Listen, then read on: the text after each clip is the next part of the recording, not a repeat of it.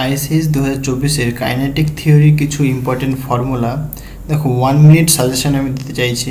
তোমরা পরীক্ষার আগে এই ফর্মুলাগুলো অবশ্যই করে যাও, খুব খুব ইম্পর্টেন্ট। এই ফর্মুলাগুলো থেকে প্রশ্ন আসার সম্ভাবনা অনেকটা বেশি। তো সেই ফর্মুলাগুলো আমি এখানে লেখার চেষ্টা করেছি। দেখো এটা আমার 1 মিনিট সাজেশন, ঠিক আছে।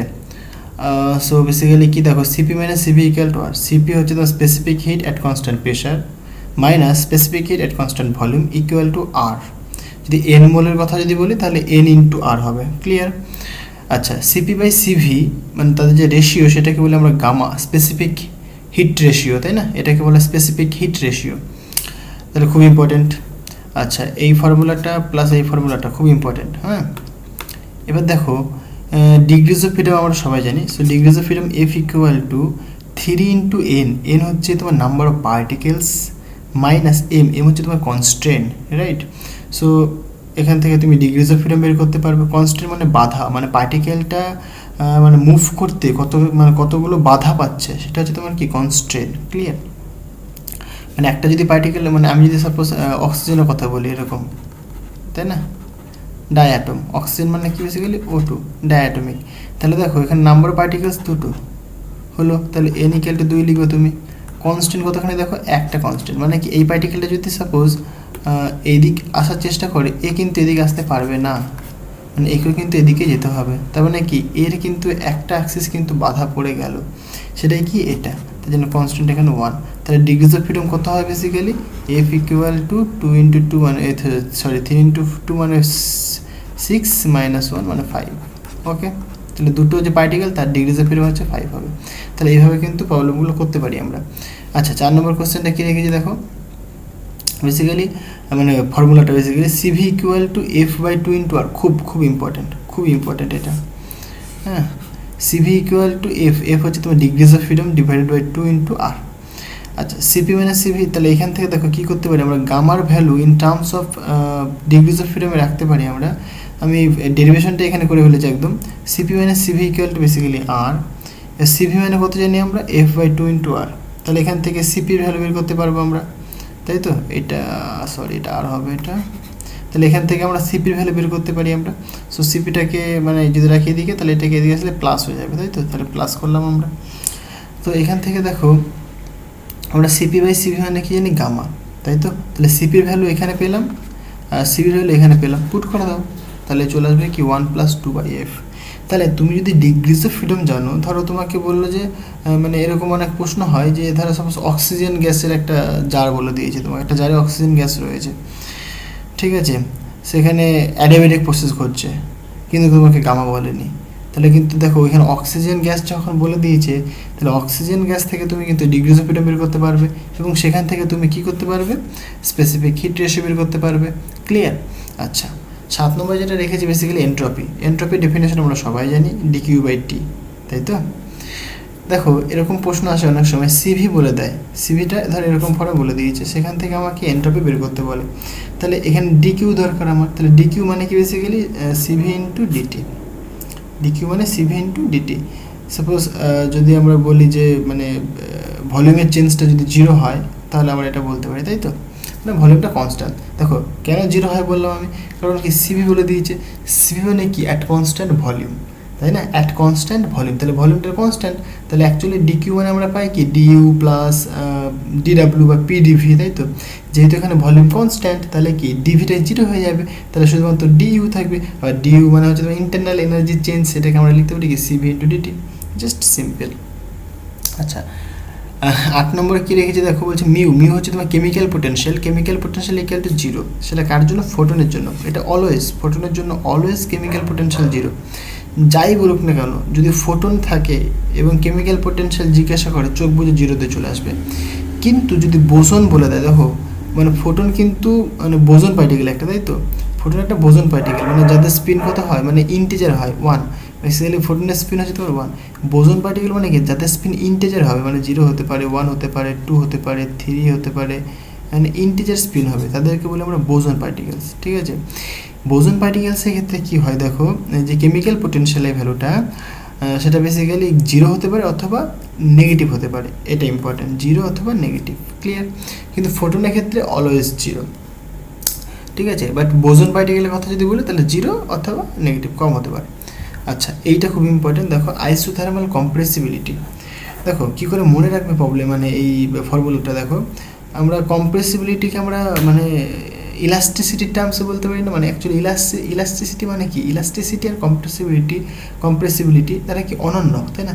ইলাস্টিসিটি মানে আমরা কি স্ট্রেস বাই স্ট্রেন, ইলাস্টিসিটি মানে আমরা জানি স্ট্রেস বাই স্ট্রেন, মানে আমি যদি এখানে লিখি ইলাস্টিসিটি, সাপোজ দিয়ে লিখলাম ইলাস্টিসিটি, ঠিক আছে, সেটা গেলে বেসিক্যালি কি স্ট্রেস বাই স্ট্রেন, স্ট্রেস মানে কি, স্ট্রেস মানে প্রেশার, তাই না, ইন্টারনাল প্রেশার বেসিক্যালি, ডিকিউ মানে সরি ডিপি, ইন্টারনাল প্রেশার মানে বেসিক্যালি স্ট্রেস বাই স্ট্রেন হলো।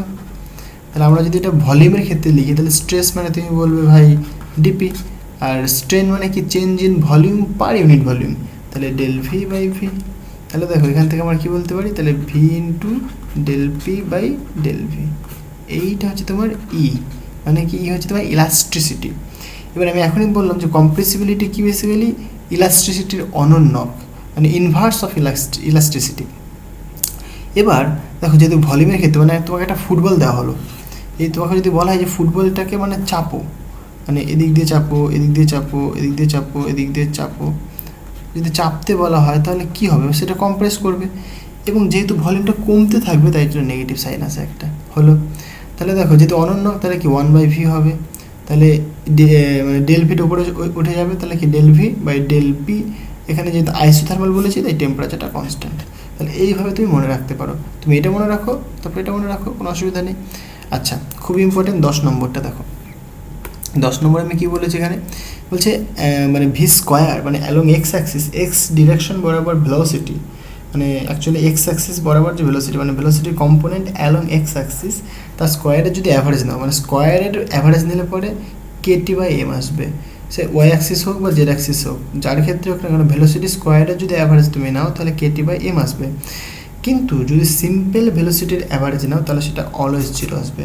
এটাতে কিন্তু প্রচুর প্রশ্ন আসে, মানে অন্য একটা ভ্যালু বলে দিল, সাপোজ এরকম মানে কিছু একটা বলে দিল যে আলফা ইকুয়াল টু সামথিং এরকম বলে দিল, ঠিক আছে, সেখান থেকে তুমি দেখবে যে ভেলোসিটি টার্মস আসবে এরকম, হ্যাঁ, মানে অ্যাভারেজ করতে বললো, তাহলে তুমি বুঝতে পারবে তোমার এটা যদি মনে থাকে তাহলে তুমি প্রবলেমটা করতে পারবে। আচ্ছা, 11 নম্বর কোয়েশ্চেনটা কী বলছে, বেসিক্যালি দেখো ভেলোসিটি ডিস্ট্রিবিউশন ফাংশন আমি এখানে লিখেছি, সেটা কি M by 2 pi kT to the power 3/2 minus M into V square by 2 kT into 4 pi V square into TV, এটা ভেলোসিটি ডিস্ট্রিবিউশন। তোমাকে বললো যে অ্যাভারেজ ভেলোসিটি বের করো, তুমি কিছুই না, জাস্ট ভেলোসিটি আর ভেলোসিটি ডিস্ট্রিবিউশন ফাংশনটাকে গুণ করে ইন্টিগ্রেশন করে দেবে, তাহলে কি অ্যাভারেজ হয়ে যাবে। আচ্ছা, আরেকটা জিনিস যেটা আমরা জানি যে অ্যাভারেজ ভেলোসিটি, আরএমএস ভেলোসিটি আর mean velocity, most probable velocity, not mean velocity, most probable velocity, mean velocity মানে তো এটা, ঠিক আছে। দেখো তাহলে যে অ্যাভারেজ ভেলোসিটি বা মিন ভেলোসিটি সেটা কত, basically √8 kT by pi M, এটা হচ্ছে তোমার মিন ভেলোসিটির ফর্মুলা। আর আরএমএস ভ্যালুর যে ভেলোসিটি মানে আরএমএস ভ্যালুর যে ফর্মুলাটা সেটা কি বেসিক্যালি √3 কেটি বাই এম, মনে রাখতে হবে এগুলো, অনেক সময় রেশিও জিজ্ঞাসা করে, অনেক সময় জাস্ট ডিরেক্ট কোয়েশ্চেন জিজ্ঞাসা করে। আর যে মোস্ট প্রবাবল ভেলোসিটি তার যে ফর্মুলা সেটা কি √2 কেটি বাই এম, খুব ইম্পর্টেন্ট, ক্লিয়ার। তাহলে এই তিনটে ফর্মুলা তুমি মনে রাখবে, এখান থেকে যা খুশি জিজ্ঞাসা করতে পারে, হয়তো কেটি মানে কে তো জানো তুমি, বোলজম্যান কনস্ট্যান্ট, টি টেম্পারেচার বলে দিলো আর এম মাস, মলিকুলার মাস বলে দিলো, তাহলে সেখান থেকে বলে যে মোস্ট প্রবাবল ভেলোসিটি বের করো, তাহলে তুমি ফর্মুলা জানলে করতে পারবে, ফর্মুলা না জানলে করতে পারবে না। দেখো 13 নম্বর কোয়েশ্চেনটা কি বেসিক্যালি খুব ইম্পর্টেন্ট, বলছে ইউ হচ্ছে তোমার কি energy density, basically energy per unit area per unit time basically, ঠিক আছে। এটা বেসিক্যালি ওই তোমরা পড়েছো না স্টিফেন্স বোলজম্যান ল, সেই এটা স্টিফেন্স বোলজম্যান ল, সেটা কি U proportional to T to the power 4, যেটা বলে না টেম্পারেচারের 4th পাওয়ারের সাথে সমানুপাতিক হবে। সো সেটাই এখানে লিখেছি আমরা, energy per unit area per unit time, তাহলে এটা মনে রাখতে হবে, ঠিক আছে। ইউটা কি basically energy per unit area per unit time, অনেক সময় এরকম লিখতে পারে, তাহলে ইউটাকে আমরা পি বাই ই, দেখো ই বাই টি মানে কি এনার্জি পার টাইম মানে পাওয়ার বাই এরিয়া, এরকম আমরা লিখি, তাহলে এটা proportional to T to the power 4, মানে আমরা অনেক সময় বলি কি পাওয়ার বের করতে বলে অনেক সময়, তাহলে T to the power 4 into area, এবং বলে দেয় যে দুটো আলাদা আলাদা স্ফেয়ার রয়েছে, ঠিক আছে, একটা রেডিয়াস আর একটা রেডিয়াস ক্যাপিটাল আর, বা এই ক্যাপিটাল আর হচ্ছে সাপোজ 2 ইন্টু আর, ঠিক আছে, এরকম যদি বলে দেয় তখন কিন্তু এই ফর্মুলা আমাকে ইউজ করতে হবে, জাস্ট সিম্পল বোঝো জিনিসটা কি সেটা বোঝো, মানে এটা কি বলছে সেটাকে বোঝো, তাহলে বুঝতে পারবে, তাই না। তারপরে যে কোশ্চেনটা মানে ফর্মুলাটা সেটা কি বেসিক্যালি দেখো, এটা তোমরা পড়েছো না ভিন্স ডিসপ্লেসমেন্ট ল, ভিন্স ডিসপ্লেসমেন্ট ল এটা, সেটা কি lambda M into T, lambda হচ্ছে তোমার ম্যাক্সিমাম ওয়েভলেন্থ, টি হচ্ছে টেম্পারেচার, ইকুয়াল টু কনস্ট্যান্ট হবে। তাহলে এখান থেকে অনেক অনেক প্রশ্ন দেয়, তুমি যে কোনো এক্সাম তুমি দেখো না কেন প্রচুর প্রশ্ন এখান থেকে তুমি পাবে, নেট গেট চেস্ট চ্যাম্প সব জায়গাতে। তো এখানে টেম্পারেচার চেঞ্জ বলে দেবে, বলতে পারো ওয়েভলেন্থ বের করো, মানে প্রথমটার ওয়েভলেন্থ বলবে, টেম্পারেচার বলবে, তারপর বলবে টেম্পারেচার দুগুণ বাড়িয়ে ফেলেছি, তাহলে ওয়েভলেন্থ কতখানি হবে। বা উল্টো বলতে পারে ওয়েভলেন্থ প্রথমে এরকম ছিল, ওয়েভলেন্থ বাড়ালাম, টেম্পারেচার এরকম ছিল, তাহলে সেকেন্ড বার টেম্পারেচার কত হবে, সিম্পল জিনিস ভাই। আচ্ছা 15 নম্বর কোশ্চেনটা, 15 নম্বর যে ফর্মুলা সেটা কি বেসিক্যালি দেখো, ওই যে number of way for Maxwell Boltzmann distribution, তারপরে বোস আইনস্টাইন ডিস্ট্রিবিউশন, ঠিক আছে, বা স্ট্যাটিস্টিক্স, ফার্মি-ডিরাক স্ট্যাটিস্টিক্স, তাদের ক্ষেত্রে। সো নাম্বার অফ ওয়ে কত হয় দেখো, n factorial divide by small n factorial into G to the power n, G হচ্ছে তোমার ওই ডিজেনারেসি আর কি। আচ্ছা বোস আইনস্টাইন ডিস্ট্রিবিউশনটা কত হয় দেখো, এন প্লাস জি মাইনাস ওয়ান তার ফ্যাক্টোরিয়াল ডিভাইডেড বাই এন এর ফ্যাক্টোরিয়াল ইন্টু জি মাইনাস ওয়ানের ফ্যাক্টোরিয়াল, এটাকে তুমি এইভাবে লিখতে পারো। সিমিলারলি দেখো ফার্মি-ডিরাক ডিস্ট্রিবিউশনের ক্ষেত্রে কী হয়, জি ফ্যাক্টোরিয়াল ডিভাইডেড বাই এন এর ফ্যাক্টোরিয়াল ইন্টু জি মাইনাস এন এর ফ্যাক্টোরিয়াল, এটাকে তুমি এভাবে লিখতে পারো। ওকে, খুব ইম্পর্টেন্ট, মনে রাখবে এগুলো। আচ্ছা 16 নম্বর কোশ্চেন, এটা মানে ফর্মুলাটা কি বেসিক্যালি দেখো, চেঞ্জ ইন এন্ট্রপি বলেছে আমি ফর রিভার্সিবল প্রসেস, এটা ইম্পর্টেন্ট। রিভার্সিবল প্রসেসের ক্ষেত্রে সব অবশ্যই এন্ট্রপির যে চেঞ্জ সেটা জিরো হবে, আদারওয়াইজ অলওয়েজ ইনক্রিজ করবে। মানে এন্ট্রপির চেঞ্জ আমরা যদি বলি ডেল্টা এস, এটা কী হয় সবসময় জিরো অথবা গ্রেটার হবে সবসময়, অলওয়েজ। মানে দেখবে তোমরা এরকম সূত্র পড়েছো, dQ by T greater equal to zero, তাই না? মানে এইটা আমরা পাই কি বেসিক্যালি এন্ট্রপির যে চেঞ্জটা সেটা সবসময় গ্রেটার দ্যান জিরো হবে, সেটা ইরিভার্সিবল প্রসেসের ক্ষেত্রে। যে রিভার্সিবল প্রসেসের কথা যদি বলি আমরা তখন জিরো বলবো আমরা নিঃসন্দেহে। আচ্ছা এই 17 নম্বর কোশ্চেনটা আবার ইম্পর্টেন্ট। হ্যাঁ, কী বলছে তো, কাইনেটিক এনার্জি অ্যাভারেজ ভ্যালু কত হয় সেটা জানতে হবে তোমাকে। কাইনেটিক এনার্জি অ্যাভারেজ ভ্যালু মানে basically P square by 2m, তার অ্যাভারেজ ভ্যালু একই কথা। তাহলে সেটা কথা হয় বেসিক্যালি দেখো 1/2m, সেটা কনস্ট্যান্ট, সেটা তুমি বাইরে রাখতে পারো, কোনো অসুবিধা নেই। মানে বেসিক্যালি এইটুকুনি যে অ্যাভারেজ ভ্যালু সেটা হয় KT/2। একই রকমভাবে পোটেনশিয়ালের যে অ্যাভারেজ ভ্যালু সেটাও কথা হয় KT/2। ক্লিয়ার? আচ্ছা 8 নম্বর কোশ্চেনে কী রেখেছি দেখো, খুব ইম্পর্টেন্ট, সেটা বেসিক্যালি দেখো dP dT equal to L by, মানে দেখো কি মানে বেসিক্যালি টেম্পারেচার রেসপেক্টে প্রেশারের change equal to L by, L হচ্ছে তোমার latent heat divided by T হচ্ছে temperature, VF minus VI, VF হচ্ছে তোমার ফাইনাল ভলিউম আর ভিআই হচ্ছে তোমার ইনিশিয়াল ভলিউম। এটা কার ফর্মুলা, এটাকে বলে ক্ল্যাপেরন ইকুয়েশন। হ্যাঁ, এটাকে বলে ক্ল্যাপেরন ইকুয়েশন। এই আমরা যে প্রেশার কুকারে অনেক কিছু রান্না করে না, প্রেশার কুকার কিন্তু এই নীতি মেনে চলে, একদম সিম্পল, এই নীতি মেনে চলে। দেখো প্রেশার বাড়লে পরে সেখানে কী হবে, মানে প্রেশার, আমরা প্রেশার কুকার এখানে ইউজ করি বেসিক্যালি, তাই না? প্রেশার কুকারে কী হয়, প্রেশারটা বাড়িয়ে দেওয়া হয়, তার ফলে কি সেটা কি মানে মানে অনেকটা টেম্পারেচার বেশি হয়ে যায়, ঠিক আছে, তার ফলে কি মানে জিনিসটা তাড়াতাড়ি হয়ে যায়। তো এই ফর্মুলা সেটাই বলে বেসিক্যালি, প্রেশার বাড়াও টেম্পারেচার বেড়ে যাবে। ক্লিয়ার? 19 নম্বর কোশ্চেনটা কি, মানে ফর্মুলাটা কী লিখেছি দেখো, CV equal to T into D del S del T at constant V, মানে এন্ট্রপির রেসপেক্ট টেম্পারেচার রেসপেক্ট এন্ট্রপির চেঞ্জ অ্যাট কনস্ট্যান্ট ভলিউম ভি, একই রকম CP equal to T into del S del T at constant P. আর 20 নম্বর যে ফর্মুলাটা সেটা কি বেসিক্যালি এটা হচ্ছে তোমার ওই বলি না আমরা দক্ষতা, ইফিসিয়েন্সি। হ্যাঁ, এফিসিয়েন্সি, ঠিক আছে, কোনো একটা ইঞ্জিনের যে ইফিসিয়েন্সি কার্য বা কর্মদক্ষতা সেটা কত বেসিক্যালি, সেটা ইকুয়াল টু হয় 1 মাইনাস T2/T1। দেখো কার্নো ইঞ্জিন এটা, সো কার্নো ইঞ্জিনের ক্ষেত্রে কী পাই, এটা ইকুয়াল টু 1 মাইনাস T2/T1। তাহলে T2টা কি সেটা জানতে হবে, T1টা কি সেটা জানতে হবে। দেখো T1 হচ্ছে তোমার সোর্সের টেম্পারেচার, আর T2 হচ্ছে তোমার সিঙ্কের টেম্পারেচার। সিঙ্ক মানে যেখানে মানে মানে অ্যাকচুয়ালি টেম্পারেচার বা এনার্জি ঢুকবে, সিঙ্ক। আর সোর্স মানে যেখান থেকে টেম্পারেচার মানে অ্যাকচুয়ালি এনার্জি মানে আসবে। ক্লিয়ার? বেসিক্যালি এফিসিয়েন্সি যদি ডেফিনেশনের কথা যদি বলি সেটা মানে আউটপুট বা ইনপুট, সিম্পল, একদম সিম্পল ওয়েতে যদি বলি আউটপুট বা ইনপুট। দেখো মানে এখানে ইঞ্জিনটার আমরা করে এখানে কি এখানে ওয়ার্ক হবে, ঠিক আছে, তাহলে এনার্জি আসছে, সাপোজ Q1 পরিমাণ এনার্জি আসছে, সেটা কি কিছুটা ডাবল পরিমাণ কাজ করবে আর কিছু Q2 পরিমাণ ছেড়ে দেবে, সেটা কি সিঙ্কে চলে আসবে।